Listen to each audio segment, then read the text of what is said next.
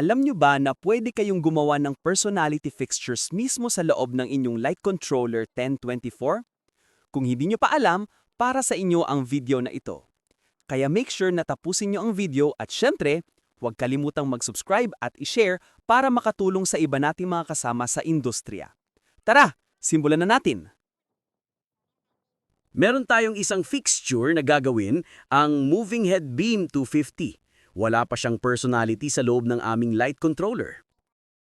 So, hanapin muna natin yung personality ng Beam 250 na ito. So, meron siya ditong personality list. Meron siyang 13 channel and meron siyang 15 channel. So, ang gagamitin natin dito yung 13 channel. Okay? So, nandyan yung mga personality guide niya. Nandyan yung numbering. Ayan. Tapos, at itinapering ng 15. So, since etong channel 13 ang gagamitin natin, itong susundan natin. Okay, paano natin unang gagawin yan? So, make sure itong Beam 250 nyo, yan. Sumunod natin to. Itong Beam 250 is ilalagay nyo siya sa corresponding channel. So, tignan natin kung ililipat natin sa channel. Yan. Channel, lipat natin. Yan, 15. Gagawin natin 13. Okay, so channel niya, 13 channel na siya. Ito, yan, channel. Yan, kanina 15, gawin natin 13. Yan. So, channel 13 na siya. Kasi yung gagamitin natin dito. So, check muna natin yung mga personality natin kung meron tayo. So, set up, personality manage. Yan. Update, edit personality. Yan. Ito yung mga personality natin. Yan. Power natin hanggang Beam or hanggang Beam 100. So, wala pa tayong Beam 250. No? Okay? So, ulitin natin. Dito kayo pupunta sa setup. Yan, setup. Tapos, punta kayo sa personality manage. Okay? Tapos, edit personality. Yan, edit kayo ng personality ito. Okay. So, sa taas yan, itong letter A, create kayo ng personality. Yan. So, dito sa name, syempre, gagawin natin Beam 250. Para makagawa kayo ng letter, gamitin nyo lang itong V. Okay? Yung V wheel niya. Yan. Beam. Tapos, i-down nyo lang yung cursor para pag next. Yan. Down nyo lang yung cursor. Tapos, continue nyo lang. Beam.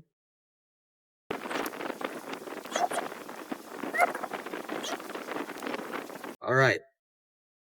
So, once na okay na kayo dyan, no, pindutin nyo yung enter para mag-next. Yan. So, ang tanong niya, channel number. Ilang channel number tayo? Use V input. So, itong V na to, yung V wheel ulit yung gagamitin natin. Gawin natin 13 channel. Okay? So, enter. Enter ulit. Yan. So, empty na lahat siya. Nakikita niyo yan? So, 1, 2, 13 empty. Diba? Nakikita niyo yan. So, susundan natin to. Okay? So, unahin natin yung horizontal. So, number 1 siya. Ano ba yung horizontal orientation? So, yung horizontal, pag ganon, panning siya, di ba? So, ang gagawin nyo dyan, click nyo lang itong number 1. Yan. Mag-highlight siya. Punta ka ngayon dito sa tilt. Dito, pindutin nyo yan. Magbabago yan, magbabago. So, check natin to. Pag pinindot ko to, pipindutin ko ha, makikita nyo dyan. At pipindutin ko, tilt. Diba? So, ano yun natin, dapat pan muna tayo, pan. Kasi horizontal eh. Hanapin natin dyan. Click nyo lang ulit ng click. So, pan, yan. Horizontal na siya. Diba? Nakapan na yan. Okay? Next, dito tayo sa number 2. Ano ba yung number 2 niya? Dito kayo titingin ha. Ayan o. And number 2, huwag kayo dun sa second line niya. Kasi wala naman siyang corresponding number channel, di ba? So, dito kayo sa number 2, ano to? Vertical. So, tilt. So, pindot uli kayo dito sa tilt area na to. Tilt tsaka pan kasi yan eh. Oh.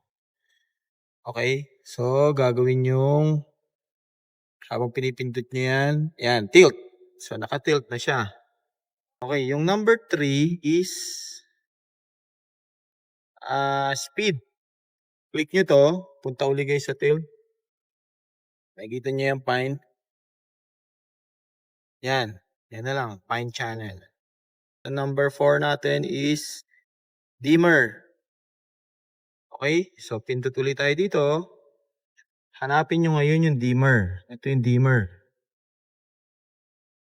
Yan, pindutin natin dimmer, magiging dimmer na yan.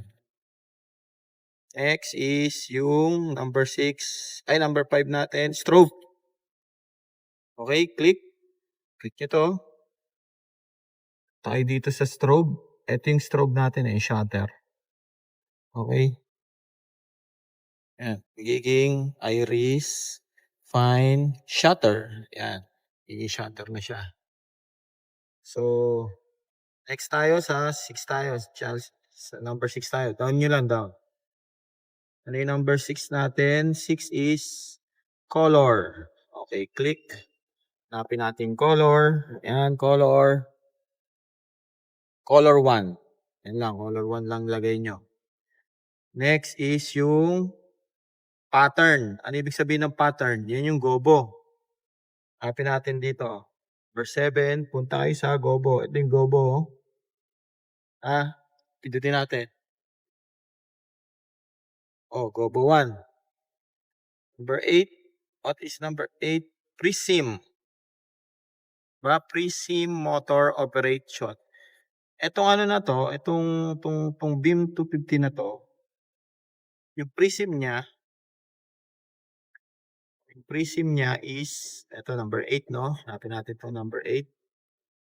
Yan nakalagay. Prism niya, nandito yan sa speed. Yan, speed na yan. Lalagay natin dyan yung speed. Yan. Kasi yung speed at prism nito, pares lang yan. Kasi once na umabot ka ng mag-o-open yung prism niya, 100. Diba? Open yung prism niya. Tapos yung 128 to 255, yan yung fast and slow ng prism rotation. So, dito natin siya nilagay sa speed. So, okay, meron na tayong 8. Number 9. Nasaan na ba yung number 9? 7 color effect. Tawag dito yung parang rainbow. Diba? So, dito sa function na to, nandito yung rainbow natin. Dito natin ilagay sa zoom. Zoom and focus. Diba? Nandyan yung natin So, itong number 9, click natin yan dito. Meron dito yan Pagka-click natin yan, zoom, focus, diba? Zoom or focus. Okay. So, itong zoom na yan, yung zoom na yan, pwede natin yung palitan ng tinatawag na 7 color effect. Gawin nating pangalan niya rainbow. So, kiklik nyo lang din katapat niya. Ayan pwede natin yung burahin. Will be, gawin natin yung rainbow. R, start natin to.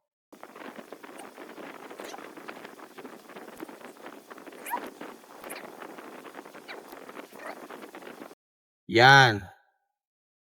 So, rainbow na siya, di ba? So, balik nyo lang uli dito. Click nyo lang uli ito. Ay, exit pala. Rainbow na ang pangalan niya. Okay, so naka-rainbow na siya. 7 effect, di ba? 7 effect color. Next natin is yung self-walking mode. Tawag dito parang automatic. Di ba? Yung number 10 niya. So, dito natin lagay sa ito. Click natin itong 10. Yung ginagawa ko dyan, punta kayo dito sa 9 to 16. Tapos dito banda sa dimmer na to, ayan yung mga effect na yan. Itong effect na to. Yan. Yan yung i-click ko ito. Kasi nasa 9 to 6 na tayo. Ayan 9 to 16. So, i-click ko 'to. Magiging yan, effect. So, effect na lang i-apply natin sa kanya since hindi naman natin yan masyadong gagamitin. So, ngayon 11 na tayo, reset. Down tayo, down. So, ayan, 11 empty. So, click natin 'to. Sa totoo lang dapat yan hindi na nilalagyan, eh. Pero sa ngayon, para makita lang natin, dito ko naman siya lalagay sa cyan magenta na area, 'tong part na 'to. Kasi nasa 9 to 16 tayo. I-click ko yan. Yan, fine na lang, gano'n na lang. Okay? So, 12. 12 is yung strip effect. Kasi may strip kasi yan, eh, 'no, 'to may strip yan dito. So, ang gagawin natin diyan, balik tayo dito sa 1 to 8 para hindi niyo makalimutan. Click natin 'to. Kunin natin 'tong pangalawang gobo function na 'to. So click ko 'yan, gobo number 2. So, parang panibagong gobo siya, 'no? Okay? And then may nakalagay diyan number 13 niya, strip speed naman yung speed naman niya, number 13. So, click natin 'to. Punta ulit tayo dito. Yan. So, Gobo 2. Punta tayo dyan sa Gobo rotation. Gobo 2 rotation kasi yung speed kasi niya gumaganon ganon. Okay? So, yan na. Kompleto na yung 13 channel natin. Double check natin. Ayan o. Pan tilt. Yan. Blah, blah, blah. Lahat. Meron na. Okay? So, lagay nyo. Enter. Okay.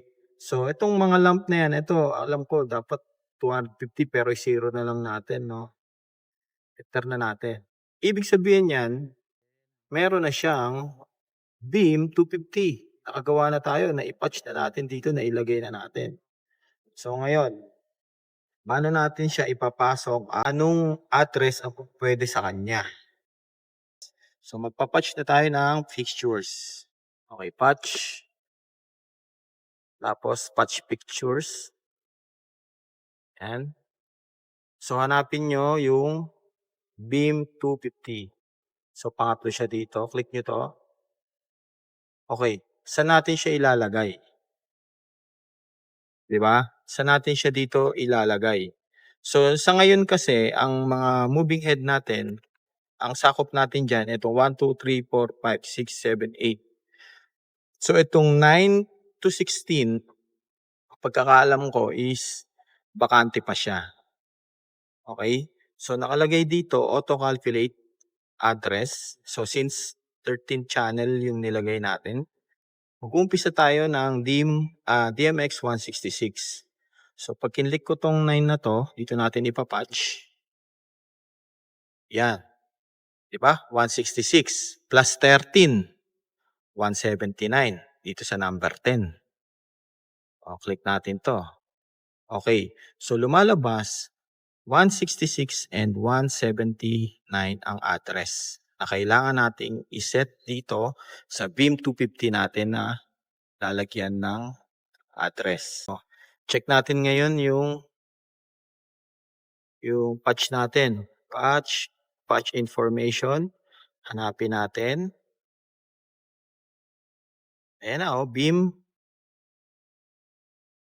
Ayan beam 250. Ayan beam 250, number 9. Ayan number 9, tsaka number 10. Beam 250, ito yung DMS address niya. Nasa universe, universe A na 166 ang address, as universe A na 179 ang address. Okay, next step. Tayo dito ngayon. Basta hanapin nyo na lang. Ayan. Oops. Yan. Ito ngayon ang gagawin nating 166.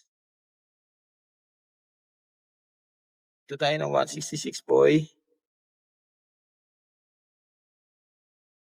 Di na lang.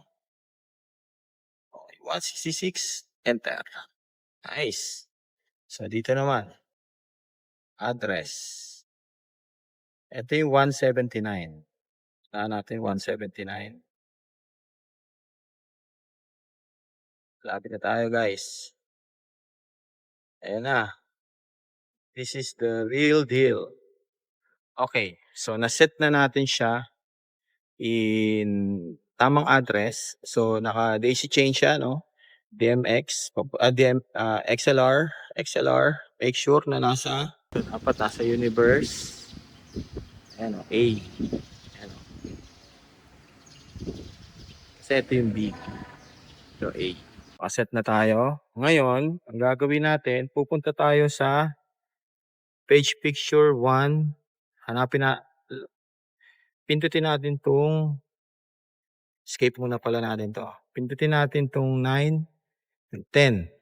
Di ba yan yung nilagyan natin kanina? I-locate natin. Tignan natin kung makikita siya.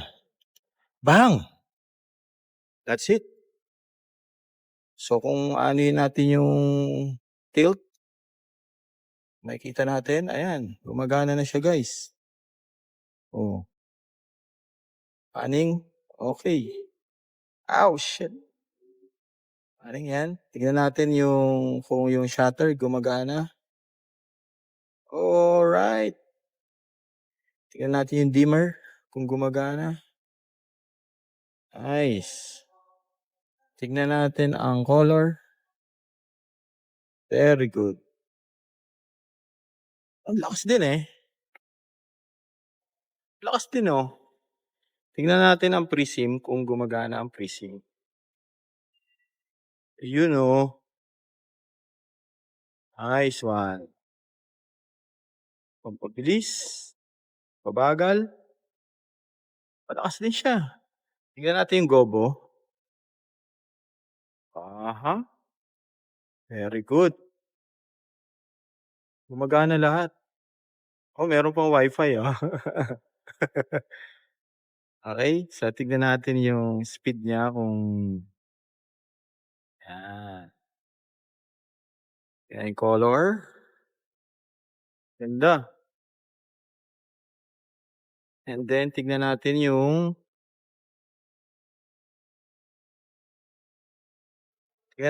sinasabi niyang strip effect, 'di ba? So dito 'yun sa Gobo 2, 'di ba? Yan. So Gobo 2, tignan natin kung mag-o-on. Wow, panis. So yung speed niya daw, ito yung speed niya. Mabilis o mabagal. So pwede nating baguhin yung design. Magandang design. Yun na lang. So, yon guys. So, sana meron kayong natutunan dito sa video natin kung paano mag-set ng isang personality sa loob ng ating DMX 1024 controller na kahit hindi na gumamit ng Showtech, napakabilis lang, di ba? Kailangan nyo lang yung personality guide ng inyong fixtures para maipasok ng mas mabilis. Alright? So, sa mga nanood hanggang dulo, maraming salamat po sa inyo. Sa mga lubos na sumusuporta sa amin at madalas nanonood sa amin, maraming salamat. Di mo kami makapag-upload ng dahil sa busy rin minsan. Sa mga ngayon lang nakapanood nito,